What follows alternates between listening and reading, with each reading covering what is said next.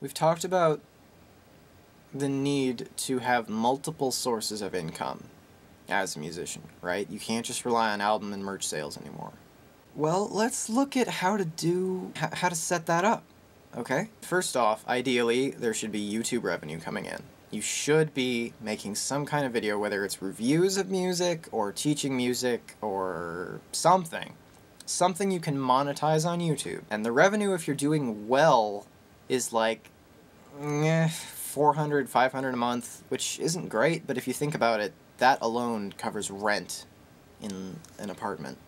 Next, there's product sales, so albums, ebooks, posters. Yeah, partner up with an artist, or get an artist in your band if you are as lucky as me, and make a lot of artwork, because people like artwork. People like having stuff they can stare at. There's composition, like there are every day new gaming companies or media companies are sprouting up on the internet. Reach out to them and say, hey, can I compose for you? And you can do that online. You don't have to live near their studio to do that if you have your own equipment. Another one, Skype lessons. Which, for the record, if any of you are interested in talking in depth about any of this, hit me up for a Skype lesson. And that, you set your rate, you set your time, and people email you, and they pay your fee, and then you Skype them for however long you agreed to. And depending on your popularity, that can be huge. I know a guy making like... what did he say it was? It was like $2,000 a month from just Skype lessons alone, which comes to like $24,000 a year before taxes. Which, if you remember, there's also the product sales.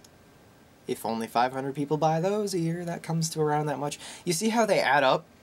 Where on its own, it's like, yeah, this is kind of nah, but you end up stacking revenues. I'm doing this thing, but the camera can't see it. You end up stacking revenues and more until it actually builds to something quite respectable. DVD sales. Alright, if you can make YouTube lessons, all it takes is a slightly better setup, slightly more professional setup, to turn that into a DVD release for like 20, 30 bucks, whatever. You know? Maybe you could go the route of David Walliman and make backing tracks, but he's kind of cornered that market, so maybe not. But the most important thing is quality music, being a competent musician, which means you're not only comfortable playing, comfortable doing all the work, but also comfortable teaching that to others. You know, seriously, learn how to teach others. I mean, even if you are just doing it for the money, do it for the money, fine, but if you know something, share it. And then, of course, there's that thing everyone wants to talk about, which is touring. There's a really persistent rumor that you can't tour without a record label. Bullshit.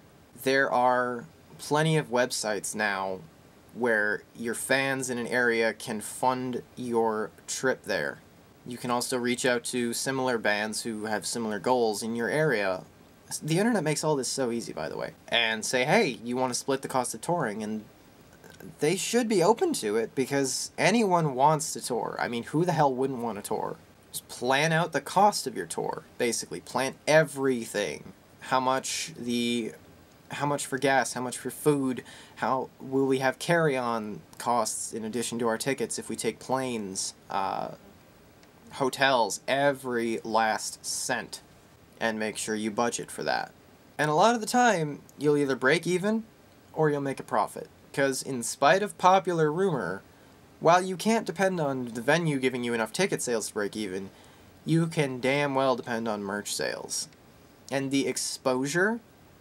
You know, if people go to a venue and they're like, oh yeah, who's this band? This is kind of cool. Like regulars, which does happen quite a lot. You can potentially pick up thousands of new fans on your tour, which then doubles back into your YouTube subscriber base and people buying your stuff. It's not rocket science, it's very intuitive. Really, most of what I'm doing here is just telling you that yes, you can still do it. The naysayers are just spreading rumors at this point, basically. There's no basis to assume that you can't. So let me summarize one last time. Get your skills up. Skills need to be professional level if you want to be a professional musician. Write music. Learn to record that music, which again, I will help you on. Meanwhile, while you're doing all that, figure out a niche that you're competent at. You know, figure out what you're good at. And do that too, to get your name out there. So, in my case, it would be teaching. And then with the combination of exposure and having a product, ideally that should turn into people buy your product. It sounds too simple, I know. And it sounds... I mean, it's stupidly simple. I wouldn't believe it if I were you guys. And it's discouraging, too, it is. You start off, and you're doing all these things, and you're like, yeah, I don't see anything happening. Just do it. Seriously, trust me, you have nothing to lose. So trust me, take my word for it, for now. Stick with it for... give it 6 months to a year. Especially if you're updating your YouTube channel 2 to 3 times a week, and you'll start to see the cash flow coming in. Just don't get discouraged as easy as it is. I know it's very frightening to have no visible signs that what you're doing is paying off at first.